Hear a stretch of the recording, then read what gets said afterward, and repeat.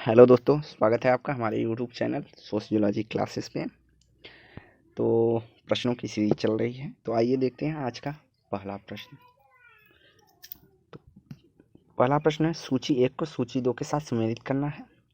सूची 1 में type of समाज दिया है और उससे संबंधित जो समाजशास्त्री हैं उनको दिया। तो यहाँ लड़ाका समाज दिया है। लड़ाका समाज हमारा हो जाएगा सैनिक समाज। क्या? सैनिक समाज। लोक समाज को हम लघु समाज के रूप में भी देख सकते हैं। अब देखते हैं, तो लड़ाका समाज या सैनिक समाज की बात कौन करता है? तो यह हर्बर्ट स्पेंसर है। उसके बाद लोक समाज या लघु समाज की बात करता है रॉबर्ट रेडफील्ड करते हैं। पूर्व औद्योगिक समाज की बात करते हैं जोसोबर्ग देता है कहीं कहीं जोसोबर्ग। और अगला है उत्तर औद्योगिक समाज की बात कौन करते हैं? तो उत्तर औद्योगिक समाज की बात करते हैं एलन तुरे। तो राइट आंसर हो जाएगा हमारा DBAC। DBAC हमारा राइट आंसर हो जाएगा डी। अगला प्रश्न है, निम्नलिखित कथनों पर विचार कीजिए, इनमें से क्षेत्र की विशेषताएं कौन कौन हैं? तो क्षेत्र की विशेषताएं कौन कौन सी हैं? एक क्षेत्र के लिए औपचारिक सीमा की आवश्यकता होती है। औपचारिक सीमा की, यह कथन सत्य है। एक क्षेत्र के लिए विशिष्ट भौगोलिक वातावरण की आवश्यकता होती है, तो हमारा यह सही है। एक क्षेत्र में ग्राम नगर तथा दोनों अवस्थित हो सकते हैं, तो यह भी सही है। एक क्षेत्र अपना राजनैतिक चरित्र होता है, यह कथन गलत है। तो इसका राइट आंसर हो जाएगा 2 और 3, ऑप्शन नंबर सी। अगला, ग्राम नगरीकरण की अवधारणा किसने दी है? Spengler, Park, Griffith, Galpin. तो ग्राम नगरीकरण की जो अवधारणा है उसे CJ गॉल्फिन के द्वारा दिया गया है। अगला, अवनगरीकरण वह दशा है। अवनगरीकरण क्या कहेंगे? जब किसी देश में नगरों की संख्या काफ़ी कम होती है, या जब किसी नगर में जनसंख्या के अनुरूप अधोसंरचना विकसित नहीं होती, या जब नगर में परंपराओं की प्रभुता होती है, या जब किसी देश में मेट्रोपोलियन नगर नहीं होते। तो इसका राइट आंसर हो जाएगा बी। जब किसी नगर में जनसंख्या के अनुरूप अधोसंरचना विकसित नहीं होती है तो उसे अवनगरीकरण की दशा कहते हैं। मतलब जनसंख्या तो अधिक रहती है, लेकिन वहाँ पर जनसंख्या घनत्व अधिक रहती है, लेकिन वहाँ पे औद्योगिक क्षेत्र नहीं पाए जाते हैं, तो ऐसी स्थिति में वह अवनगरीकरण की दशा कहलाती है। अगला है, सूची 1 को सूची 2 से सम्मिलित करना है। तो नगरवाद की अवधारणा हमारा संबंधित है लुईस बर्थ से। क्षेत्र की अवधारणा का संबंध होता है ओडम से। मेट्रोपोलियन सिटी की बात कौन करते हैं? तो मेट्रोपोलियन सिटी की बात करते हैं चार्ल्स ग्लैब ने। इस शब्द का सर्वप्रथम प्रयोग 1820 में किया था। और उसके बाद मेगापोलिस शब्द का सर्वप्रथम प्रयोग गाटमैन ने किया था, जो 1957 में किया था। तो इसका राइट आंसर हो जाएगा DEAB। तो DEAB हमारा ऑप्शन नंबर 1 हमारा सही हो जाएगा। अगला प्रश्न है, मम्फोर्ड ने नगरों की उद्विकासीय श्रृंखला प्रस्तुत की है, निम्नलिखित में से अवरोही क्रम में सजाएं। अर्थात बढ़ते क्रम में सजाना है। तो मम्फोर्ड ने मुख्यतः 6 प्रकार के नगरों की चर्चा की है, जिसमें पहला है इयोपोलिस, दूसरा है पोलिस, उसके बाद मेट्रोपोलिस, उसके बाद क्या आता है? तो उसके बाद आता है हमारा मेगापोलिस नंबर 4 पे, और 5वें पे टाइग्नोपोलिस, और 6वां हमारा नेक्रोपोलिस होगा। तो यहाँ पे पूछा है बढ़ते क्रम में लगाना है, तो 4, 5, 6। तो हमारा 1, 3, 2 राइट आंसर हो जाएगा डी। कौन कौन से नगर बताए हैं मम्फोर्ड ने? इयोपोलिस, दूसरा है पोलिस, तीसरा है मेट्रोपोलिस, उसके बाद मेगापोलिस, उसके बाद टाइरानोपोलिस, और उसके बाद नेक्रोपोलिस की बात मम्फोर्ड करते हैं। अगला, नगरीकरण के डार्विनवादी सिद्धांत के अनुसार नगरों के महत्वपूर्ण भूभाग व अवसरों पर योग्यतम व्यक्तियों का कब्जा होता है, यह सिद्धांत है। तो यह सिद्धांत किसने कहा है कि डार्विन सिद्धांत के अनुसार नगरों का महत्वपूर्ण भाग पर अवसरों पर योग्यतम व्यक्तियों का कब्जा होता है। जिनके पास योग्यता होती है वह साधनों पर कब्जा कर लेते हैं। तो गाल्पिन, रिचमैन, सॉन्डर्स या एलिट या रिचर्ड, तो यहाँ राइट आंसर हो जाएगा कि रिचमैन और सॉन्डर्स का कथन है कि उन्होंने कहा है कि डार्विनवादी सिद्धांत यह कहता है कि नगरों का जो भूभाग है या जो संसाधन है उस पर उस व्यक्ति का कब्जा हो जाता है जो योग्यतम होता है। अगला, घेट्टो किसे कहेंगे? पश्चिम की यहूदी बस्तियों को, अमेरिकी के इटालियन बस्तियों को, पश्चिम नगरों के या पश्चिम व्यवसायी को। तो इसका राइट आंसर ये हो जाएगा घेट्टो पश्चिम की यहूदी बस्तियों को कहेंगे। घेट्टो शब्द का अर्थात है कोई ऐसा समुदाय या समूह जो प्रवासी के रूप में एक जगह इकट्ठा होकर दूसरे देश में रहता हो। अगला, जब कोई छोटा कस्बा या नगर किसी महानगर के विस्तार के क्रम में मिल जाता है तो उसे क्या कहेंगे? नगरीकरण, मेट्रोपोलिस, कन्वर्जेशन या नगरीकरण, ग्राम्य नगरीकरण। तो जब कोई छोटा कस्बा नगर या किसी महानगर के विस्तार में सम्मिलित हो जाता है, क्रम में सम्मिलित हो जाता है, तो उसे कन्वर्जेशन कहते हैं। और इसमें डाउट है हमें थोड़ा, नगरीकरण हमें सही लग रहा है लेकिन आंसर की में कन्वर्जेशन दिया है, लेकिन हम नगरीकरण को ही मान के चलेंगे क्योंकि कन्वर्जेशन जो शब्द है हमने कहीं पढ़ा नहीं है, तो यहाँ पर हम एक को ही मान के चलेंगे। अगला, बर्गेस ने शिकागो शहर के अध्ययन में सेकेंडरी अचल के सिद्धांत को प्रतिपादित किया है। सेकेंडरी क्षेत्रों के केंद्र से बाहर की ओर का सही अनुक्रम क्या है? तो इन्होंने कहा है कि जो सेकेंडरी क्षेत्र का सिद्धांत है उसके अनुसार केंद्र से अर्थात बीच से बाहर के अंतर को क्या कहेंगे? तो इनका जो है सेकेंडरी क्षेत्र का सिद्धांत कुछ इस तरह का होगा, केंद्र होगा, उसके बाद बाहर के क्षेत्र, उसके बाद बाहर का क्षेत्र, उसके बाद ऐसे ही है।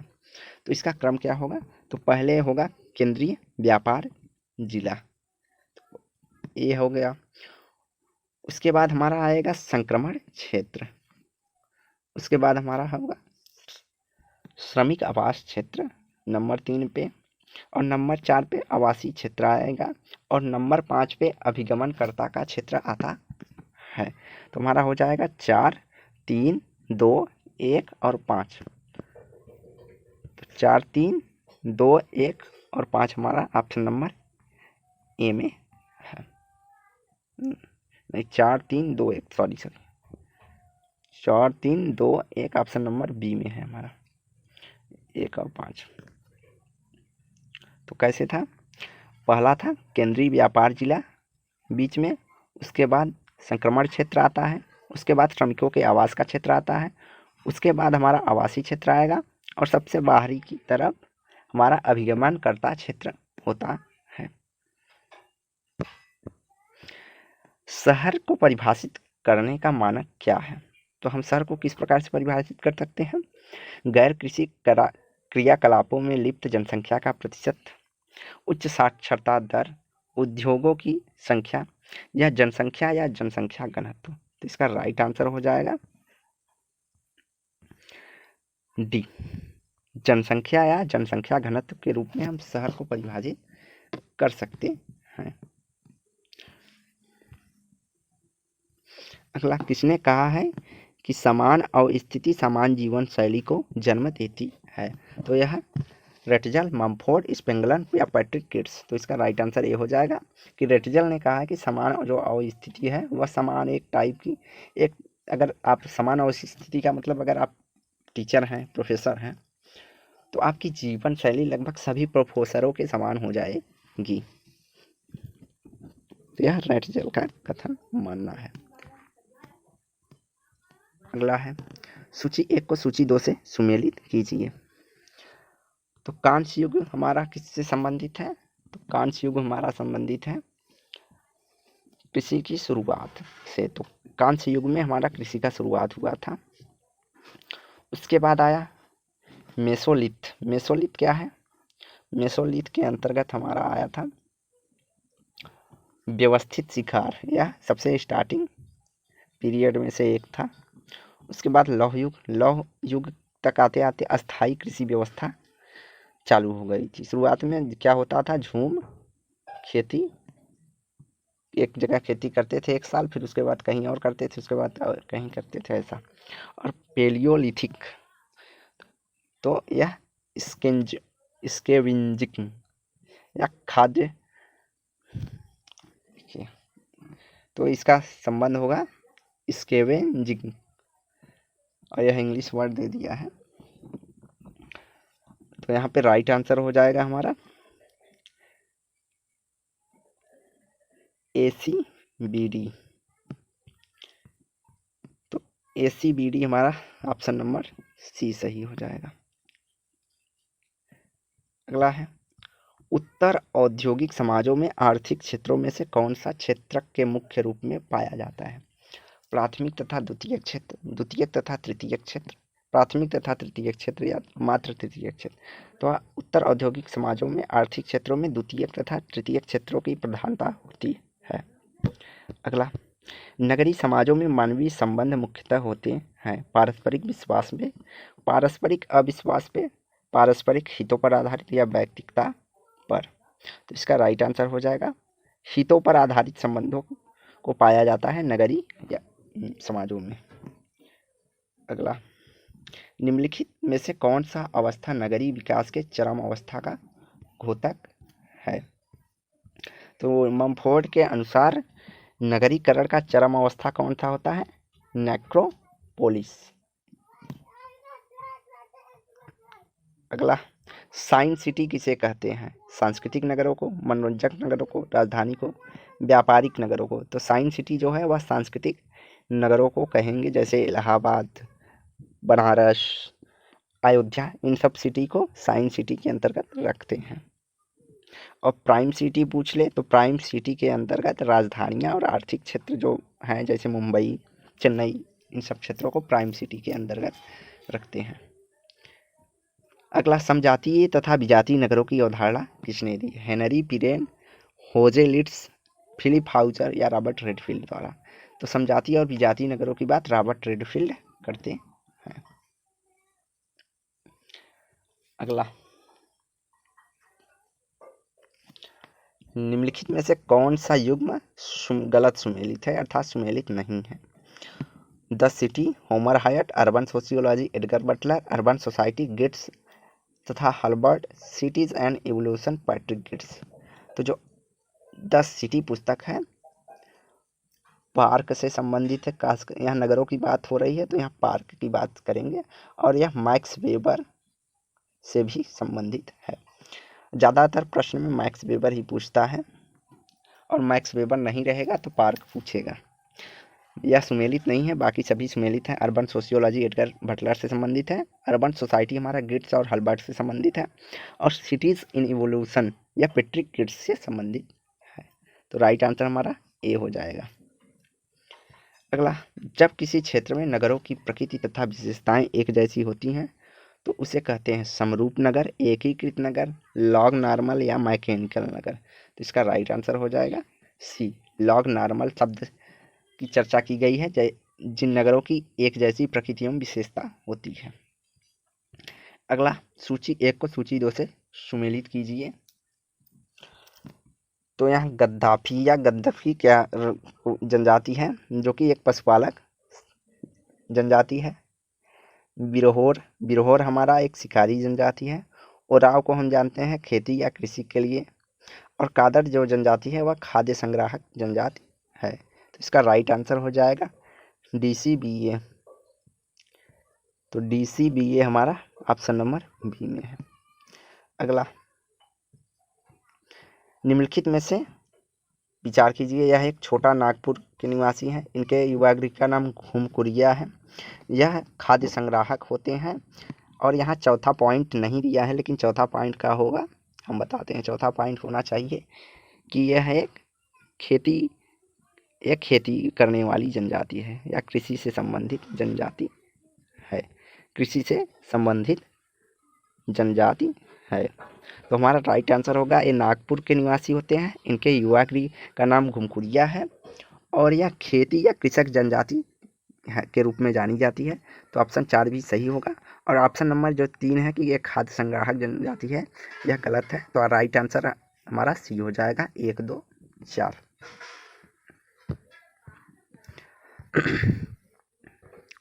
निम्नलिखित पर विचार कीजिए।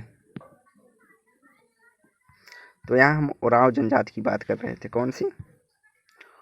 ओराव जनजाति के विषय में। सॉरी, थोड़ा प्रश्न को हमने छोड़ दिया था। तो ओराव जनजाति क्या होती है? खेती करने वाली जनजाति होती है। तो यहाँ पे ऑप्शन नंबर सी हमारा सही होगा। और थर्ड ऑप्शन गलत है कि यह खाद्य संग्राहक जनजाति है। अगला है, निम्नलिखित पर विचार कीजिए। गोंड, संथाल, भील, मुंडा।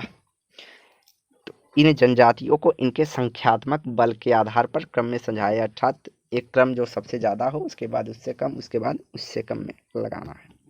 तो सर्वाधिक जो है, आज भी सर्वाधिक जनसंख्या में पाई जाती है भील जनजाति, जो कि मध्य प्रदेश और राजस्थान के क्षेत्रों में पाई जाती है। तो नंबर 1 पे हमारा भील हो जाएगा। उसके बाद नंबर 2 पे हमारा गोंड जनजाति पाई जाती है। और नंबर 3 पे हमारा संथाल जनजाति। और नंबर 4 पे हमारा मुंडा होगा। तो राइट आंसर हमारा ये हो जाएगा 3, 1, 2, 4। तो सर्वाधिक भील जनजाति, उसके बाद गोंड जनजाति की सर्वाधिक जनसंख्या, उसके बाद संथाल की, उसके बाद मुंडा जनजाति। संथाल झारखंड से रिलेटेड है। और उड़ीसा के क्षेत्रों में गोंड जो है उत्तर प्रदेश और मध्य प्रदेश के क्षेत्रों में सर्वाधिक पाया जाती है। और मुंडा जो है छत्तीसगढ़ से रिलेटेड जनजाति है। अगला, सूची 1 को सूची 2 के साथ सुमेलित कीजिए। तो सूची 1 में है जनजातियाँ और सूची 2 में उनके अध्ययन करता है। तो कमार जनजाति के अध्ययन कौन किसने किया है? तो यह एस.सी. दुबे है। भील जनजाति का अध्ययन कौन करते हैं? टी.बी. नायक द्वारा भील जनजाति का अध्ययन किया जाता है। नागा जनजाति का अध्ययन करते हैं जे.पी. मिल्स। और गारो जनजाति का अध्ययन करते हैं प्ले केयर। यहाँ प्ले केयर की जगह मेयर होगा, मेयर। तो इसका राइट आंसर हो जाएगा बी, सी, डी और ई। बी, सी, डी, ई। सॉरी, सी, बी, सी, डी। यहाँ क्या था? कमार एस.सी. दुबे था, सी। भील था टी.बी. नायक। और उसके बाद नागा जनजाति बी.सी. मिल्स, मतलब डी, सी, डी, बी। सी, डी, बी हमारा ऑप्शन नंबर बी में सही है। अगला, किसने कहा है कि ग्रामीण जीवन सुझाव देता है कि बचाओ, जबकि नगरीय जीवन सुझाव देता है खर्च करो? लुईस वर्थ, मम्फोर्ड, गॉल्फिन या रास? तो इसका राइट आंसर डी हो जाएगा। एच. रास का कथन है कि ग्रामीण जीवन सुझाव देता है बचाओ, जबकि नगरीय जीवन सुझाव देता है कि खर्च कीजिए। अगला, बिना ग्राम केंद्र वाले एक ग्रामीण समुदाय को क्या कहते हैं जिनमें केंद्र नहीं होता है? लाइन गांव, डाउन कंट्री समुदाय, ओपन कंट्री समुदाय, क्लोज्ड समुदाय? तो इसका राइट आंसर हो जाएगा ए। उसको लाइन गांव के नाम से जानेंगे, जिसमें ग्राम केंद्र वाले एक ग्रामीण समुदाय होता है। अगला, मेगापोलिस किससे कहते हैं? पूर्व नियोजित विकसित नगर, 2 मेट्रोपोलियन क्षेत्रों से मिलकर बने हुए फलस्वरूप बना हुआ नगर, या 1 करोड़ आबादी वाला नगर, या किसी देश का सबसे बड़ा नगर?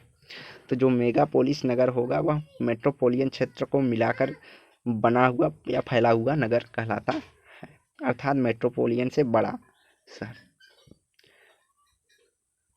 अगला है, निम्नलिखित पर विचार करें। इसमें से नगरवाद की कौन सी विशेषताएं हैं? तो नगरवाद में विषमता पाई जाती है, एक दूसरे पर आश्रितता पाई जाती है, बाह्य प्रदर्शन भी होता है, दिखावा, और श्रमिक संगठन।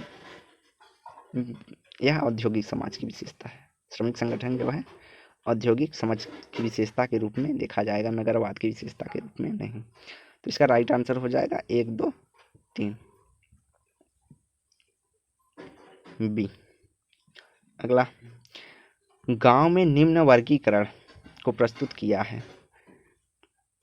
प्रवासी कृषि ग्राम, अर्ध अस्थायी कृषि ग्राम, स्थायी कृषि वाले ग्राम। तो यह ग्राम के प्रकारों की चर्चा किसने की है? H J. Peake, Sorokin and Zimmerman, R K. Mukherjee या इरावती कर्वे? तो यह क्वेश्चन आप लोगों के लिए नया होगा। कि प्रवासी कृषि ग्राम, अर्ध अस्थायी कृषि ग्राम और अस्थायी कृषि ग्राम के रूप में किसने विभाजित किया है? तो एजे पीक ने इसको विभाजित किया है। अगला है, गांव में स्त्रियों की निम्न स्थिति के कारण क्या है? तो गांव में स्त्रियों के निम्न स्थिति का कारण बाल विवाह, अशिक्षा, पुरुषों की आर्थिक निर्भरता और संपत्ति नहीं हो सकती। तो इसका राइट आंसर हो जाएगा 1, 2, 3 बी। एक तो संपत्ति से कोई लेना देना नहीं है, या यहाँ पर होता है संपत्ति पे पुरुषों का अधिकार, यह होता तो यह भी राइट आंसर होता, लेकिन यहाँ पर यह तीनों सही होंगे। 1, 2, 3।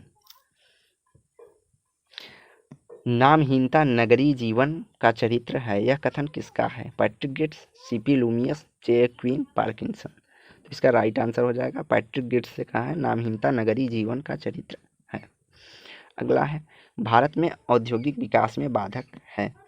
श्रमिकों में असंतोष, शक्ति की बाधा, विनिवेश, धीमीगत परंपराएं। तो यह सभी जो है भारत के औद्योगिक विकास में बाधक थी। तो 1, 2, 3, 4 सही हो जाएगा डी। अगला है, कौन सी समस्या नगरीकरण की देन है? गरीबी, अपराध, मलिन बस्तियां, पर्यावरण प्रदूषण। तो इसका राइट आंसर ये हो जाएगा सभी। गरीबी, मलिन बस्तियां, अपराध, पर्यावरण नगरीकरण की समस्या के रूप में देखी जाती हैं।